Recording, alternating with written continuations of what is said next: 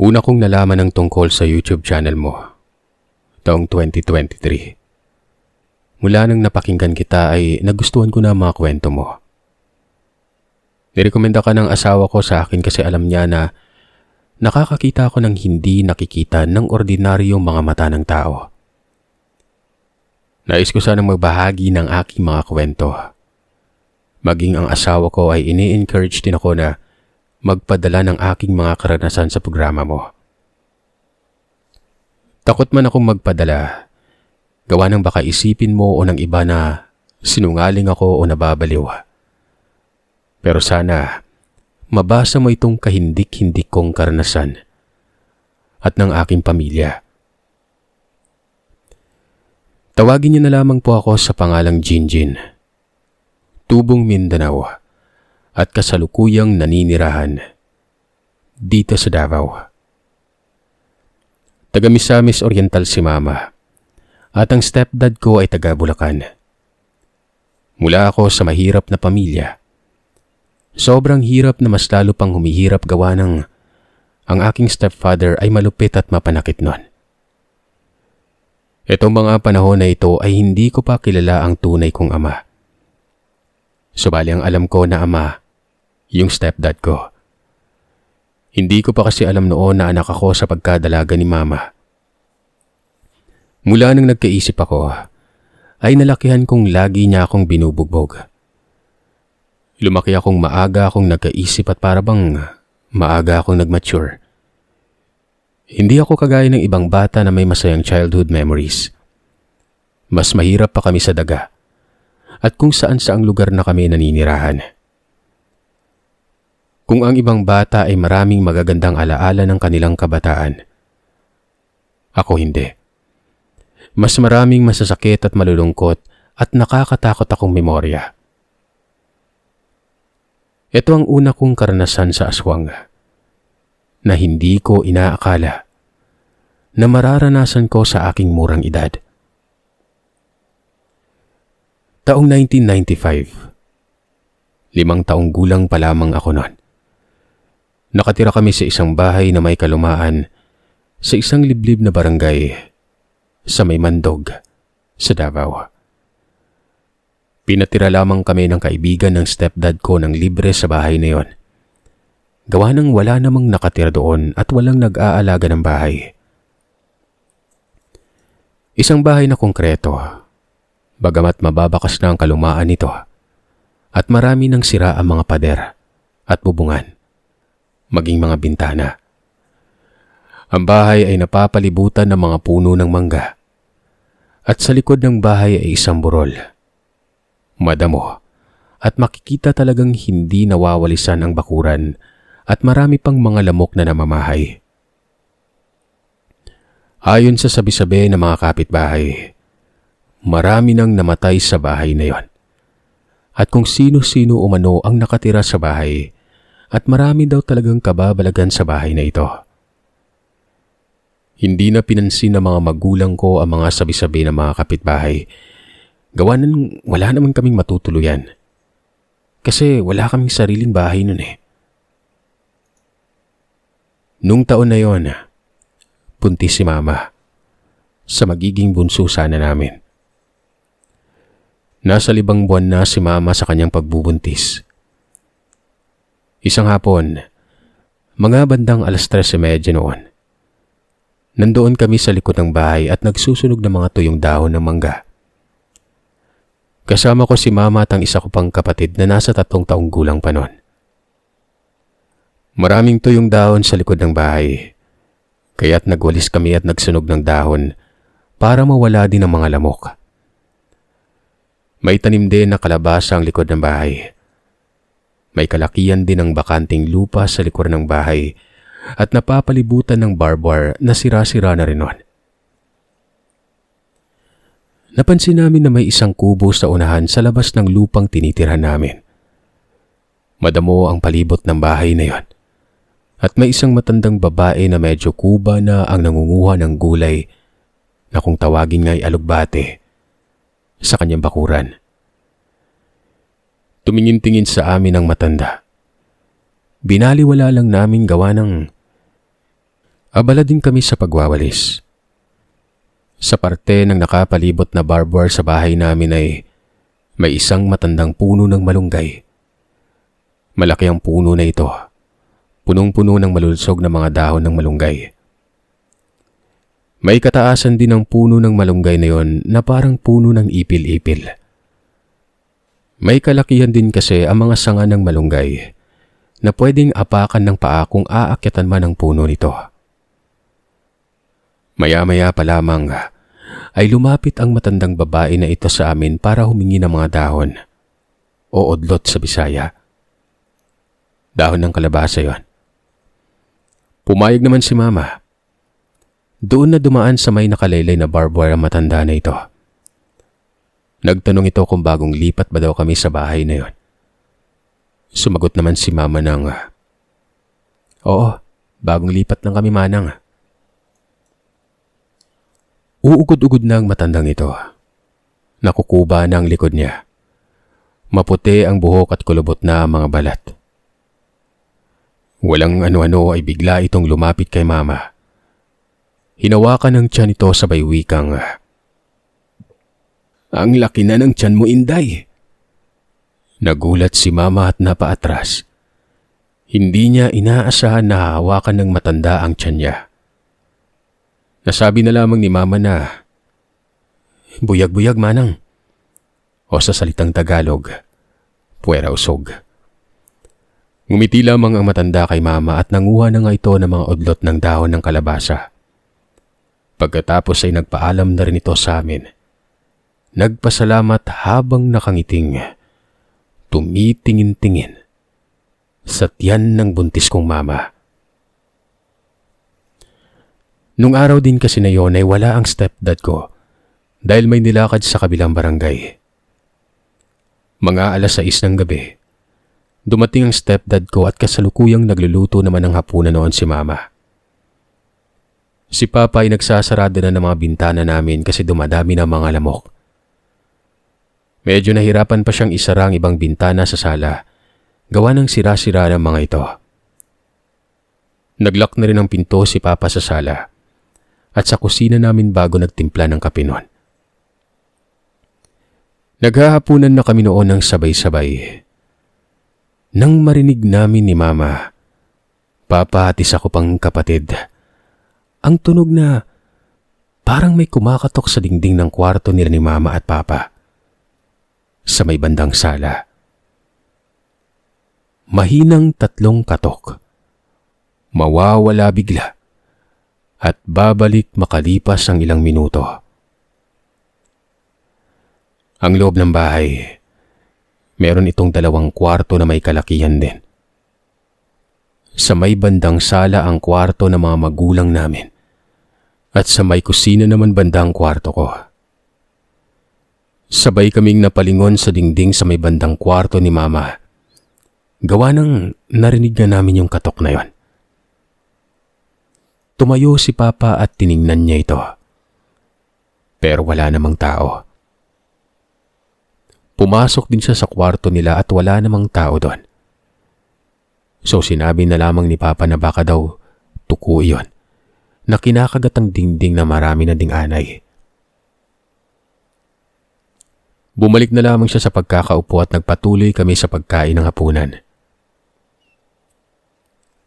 Bandang 8:00 ng gabi, pumasok na kami sa mga kwarto namin para matulog. Naka-off na ang mga ilaw namin noon maliban sa isang lampara na nasa table lang mismo ng kusina. Mag-isa lamang ako sa kwarto. Sa kabilang kwarto ang mga magulang ko kasama ang isa kong nakababatang kapatid. Yung nasa kwarto na ako lang, binuksan ko lang ang 2 bintana gawa ng naiinitan ako. Maalinsangan kasi ng gabing yon. Yung bintana ay gawa sa kahoy. May takip pa na screen na dahil sa kalumaan ay may mga butas na rin. Sa labas ng bintana ay makikita mo ang paanan ng burol, mga tanim na kalabasa at ilang puno na mangga. Nahiga na ako noon.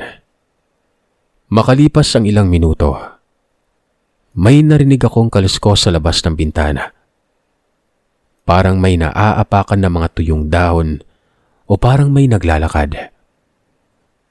Biglang tumahimik ng ilang segundo, kaya binaliwala ko na lang gawa ng sa isip-isip ko, baka aso o pusa lamang na dumaan yon. Makalipas ang ilang minuto ay gising pa rin ako. Biglang may humampas sa bintana. 2 beses. At may naaninag akong anino ng isang tao. Wala akong makitang tao, pero may anino.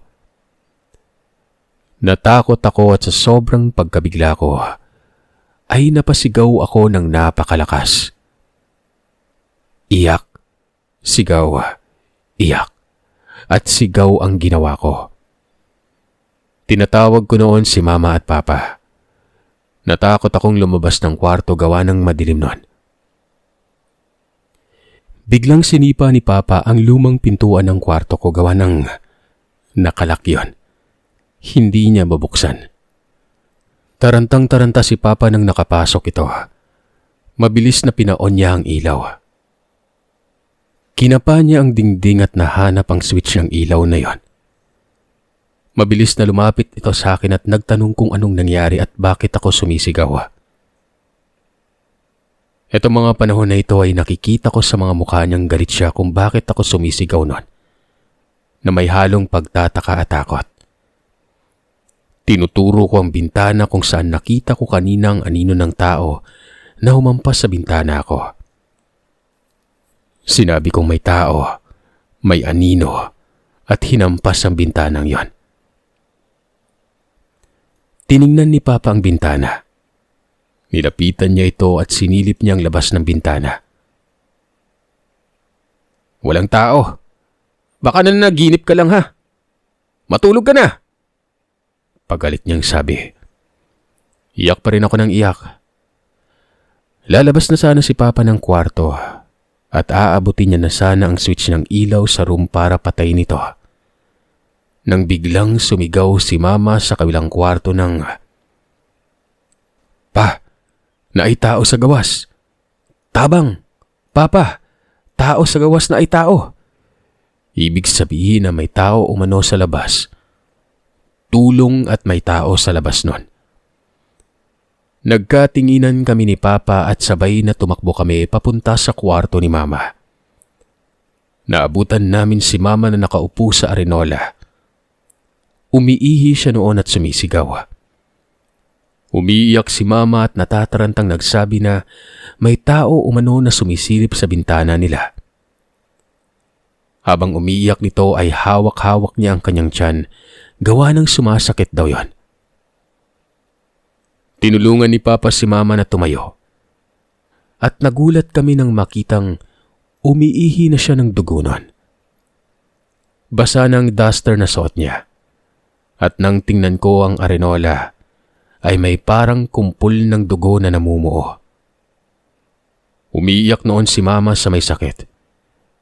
Basa na pati ang panty ni Mama at sa mga hita niya umaagos ang pulang-pula na dugo.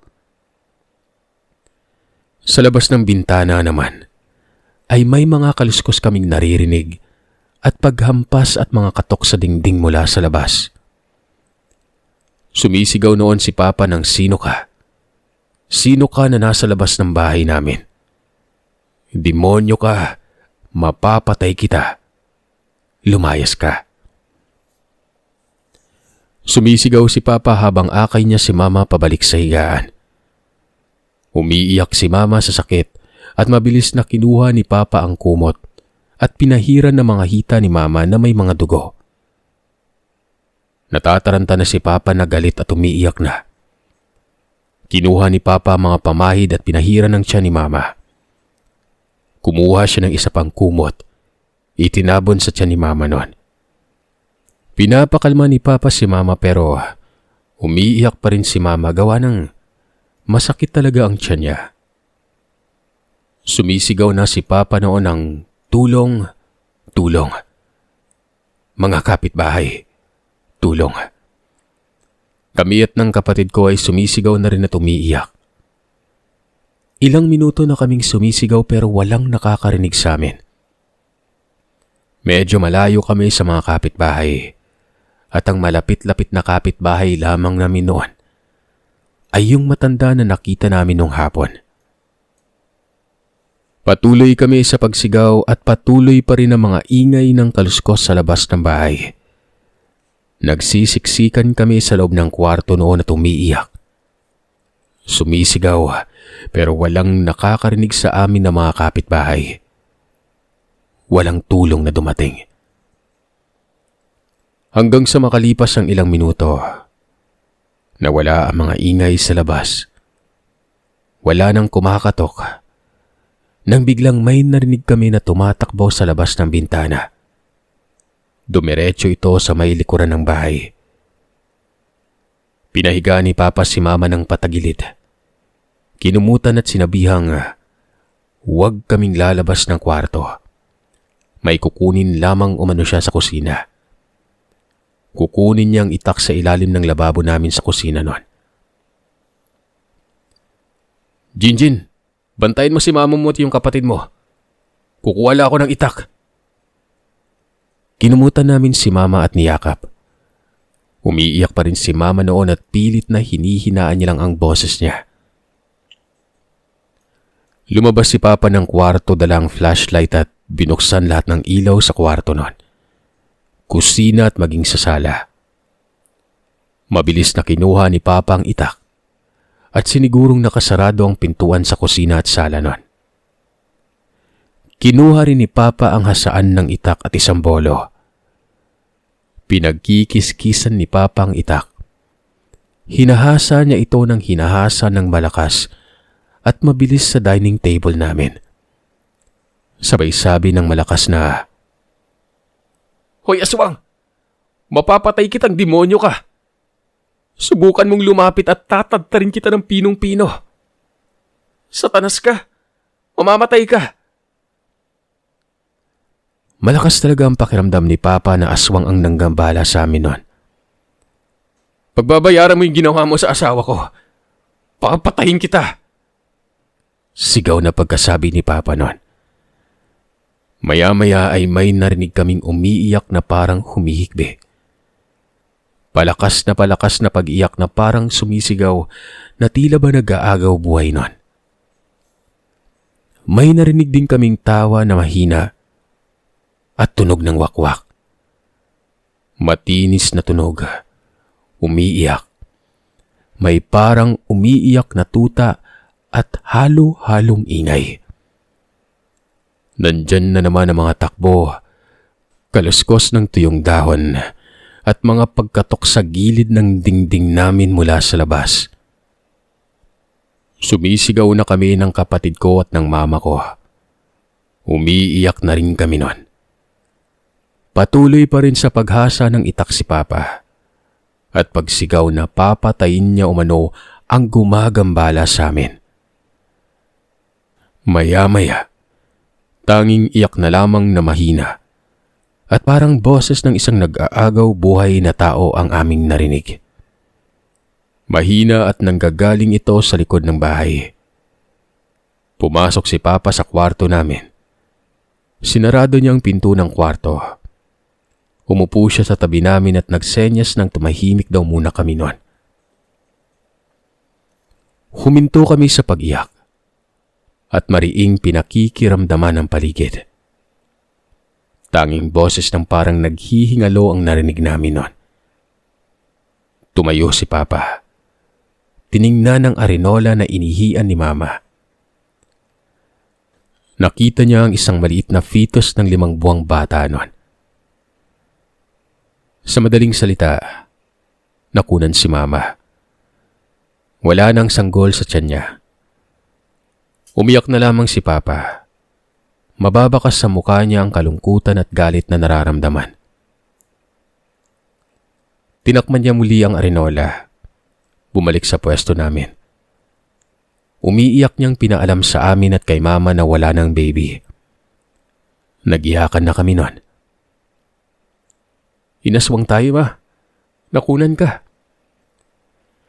Wala na kaming nagawa kundi ang umiyak na lamang dahil sa nangyari.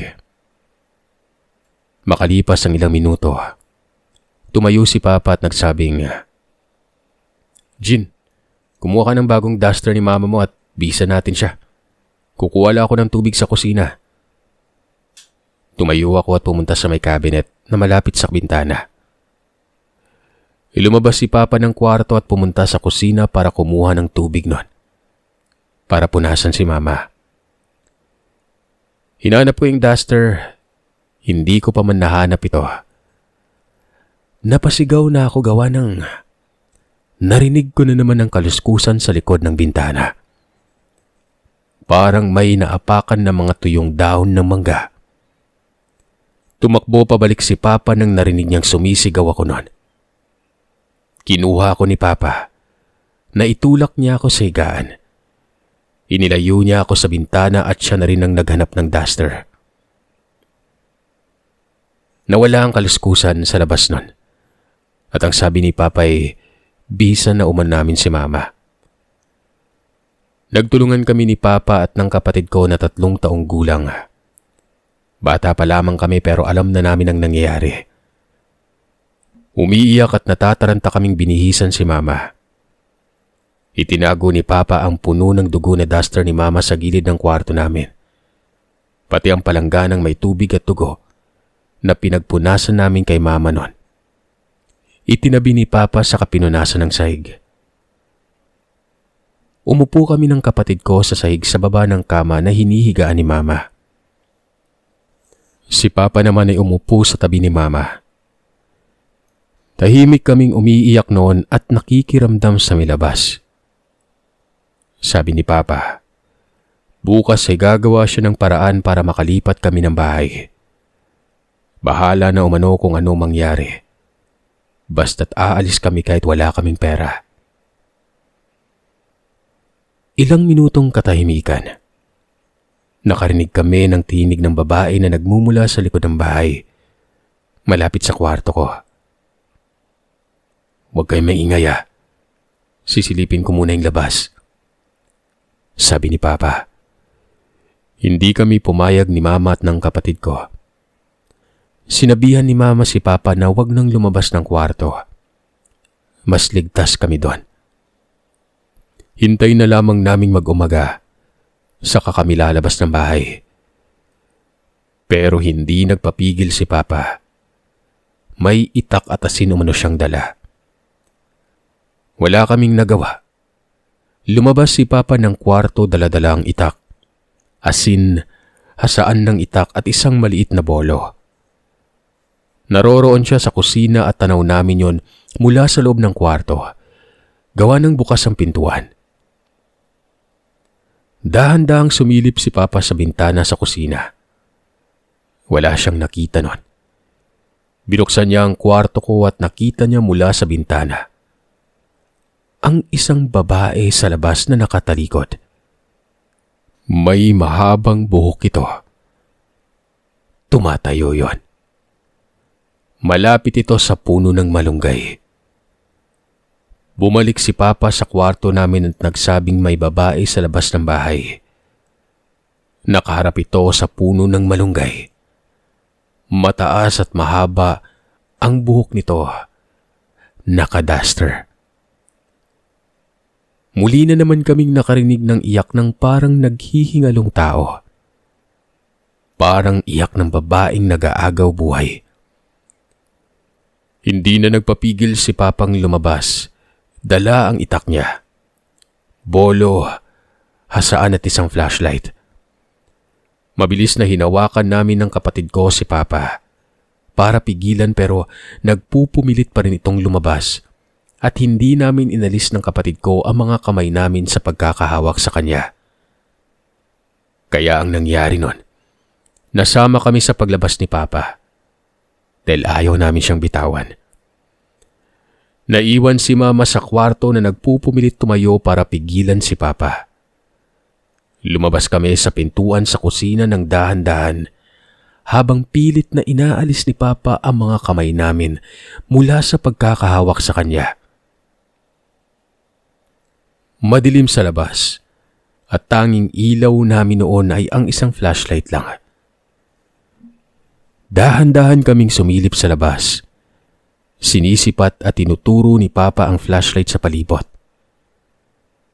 Lumiko kami na konti kung saan naroroon ang puno ng malunggay at nagulat kami sa nakita namin.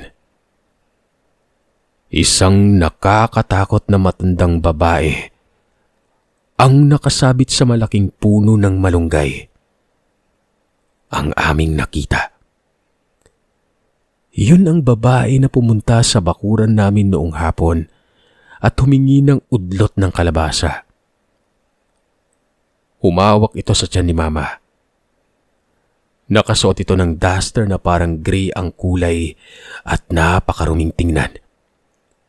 Ang mga paa niya ang nakasampay sa malaking sanga ng malunggay, habang ang ulo niya ay nasa baba nun. Basa ang kanyang paa, duster, kamay at braso. Maging ang mukha ng babae ay may maiitim na dugo o likido. Sa madaling salita ay para itong naliligo ng kung anong maiitim na likido nun o dugo. Mahaba ang puti nitong buhok na buhagag at nakanganga ang kanyang bibig. Yung mga ngipin niya ay may mga likidong itim na parang kumakain ng pusit, gawa ng may mga itim na parang dagtayon. Umiiyak ito na parang humihingal at nakabitin ng pabaliktad. Dilat na dilat ang kanyang mga mata. Sobrang nakakatakot tingnan. Napasigaw si Papa. "Aswang! Aswang!" Nagsigawan kami ng kapatid ko at mabilis kaming umatras patalikod para makapasok ng bahay. Nakapasok kami ng bahay. Akmang isasara na ni Papa ang pintuan nang makita namin ang isang sobrang puti na kumikinang na mabalahibong napakalaking aso. Kitang-kita namin ng Papa at ng kapatid ko ang nilalang na yon. Napakalaki na tumayo sa harap ng pintuan namin. Parang kangaroo na, parang aso. Malalaki ang mga paa. Mahaba ang mga tenga na parang kuneho. Parang mahigit 1 metro ang haba ng bawat tenga nito. Ang mga balikat at itaas na braso nito ay parang sa tao na malalaki at parang nagkakamusli patingnan. Nakatuwad ito. Nakabaliktad ang maliit na ulo na parang kangaroo. Halos kasing tangkad niya si Papa. Si Papa nun, 6 feet mahigit ang tangkad niya. Tumayo ito nang nakatuwad sa labas ng pintuan. Malapit na malapit lang sa amin. Natitigan namin ito ng maigi nun. Matapos ang ilang segundong pagkatitigan, mabilis kaming nahila ni Papa at nabalibag kami ng kapatid ko sa sahig at dali-daling sinarado ni Papa ang pintuan ng kusina namin nun. Nabutan namin si Mama na sumisigaw at pilit na naglalakad mula kwarto papuntang kusina. Mabilis kaming hinila ni Papa pabalik ng kwarto at sinarado ang kwarto namin nun. Nagyakapan kaming 4 sa takot at nag-iiyakan. Hawak-hawak pa rin ni Papa ang itak. Inabot kami ng umaga sa kakaiyak. Matapos ang pagpapakita ng nilalang ay tumahimik na sa pagsapit ng 6:00 ng umaga. Lumabas si Papa ng bahay para makahingi ng tulong sa kapitbahay. Binalita ni Papa ang nangyari sa amin sa mga kapitbahay namin. At nalaman naming may bantog talagang matandang babaeng pinaghihinalaang aswang na naninirahan sa barangay na yon. Nagulat kami nang sinabi ng mga kapitbahay na yung matanda sa unan ng bahay namin na nakatira sa kubo at naghingi ng udlot ng dahon ng kalabasa nung hapon ang siyang tinuturong aswang. Sinabi nga ni Mama kay Papa ang nangyari noong pumunta sa bakuran ng babae para manguha nun. Ganun na lang ang galit ni Papa. Pinunta niya ang bahay ng matanda, dala ang itak. Pero hindi na niya ito naabutan pa. Wala ang matanda sa bahay nito. Sabi ng mga kapitbahay, inaswang nga daw kami. Nung araw na yon sa awa ng Panginoon, lumipat kami ng bahay sa tulong ng mga kapitbahay namin na nagbagandang loob. Yun ang una kong karanasan sa aswang sa edad na 5 taong gulang.